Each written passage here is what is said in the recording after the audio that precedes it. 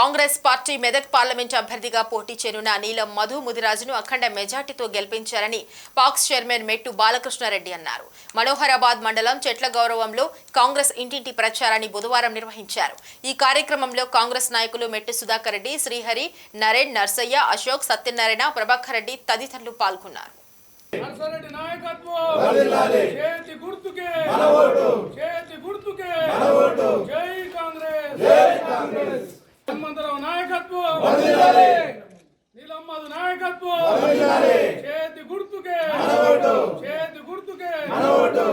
Parliament election సందర్భంగా ఈరోజు మనోహరాబాద్ మండల్ చెట్లగౌరవం గ్రామంలో ఇంటింటి ప్రచారం చేయడం జరిగింది.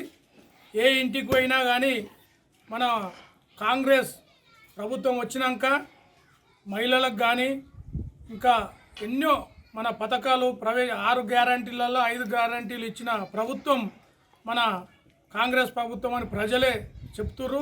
ఏ ఇంటికి పోయినా స్వచ్ఛందంగా ప్రజలు మేము చేతి గుర్తుకేసి మెదక్ అభ్యర్థి నీలం మధును భారీ మెజార్టీతో గెలిపిస్తామని తెలియజేయడం జరిగింది. ఈ కార్యక్రమంలో గ్రామ నాయకులు, మండల నాయకులు పాల్గొనడం జరిగింది. అదేవిధంగా రాబోయే కాలంలో కాంగ్రెస్ ప్రభుత్వంలో ప్రజలకు మంచి జరుగుతుంది. మనకు ఇండ్లు కట్టుకున్నా కానీ 5 లక్షలు వసతి కల్పించడం జరుగుతుంది. అలాగే మన ఉపాధి కూలీలకు కూడా 400 పింఛను, అలాగే 4,000 రూపాయల పింఛను, వృద్ధుల పింఛను, ఇక వికలాంగులకు 5,000 పింఛను ఇవ్వడం జరుగుతుంది.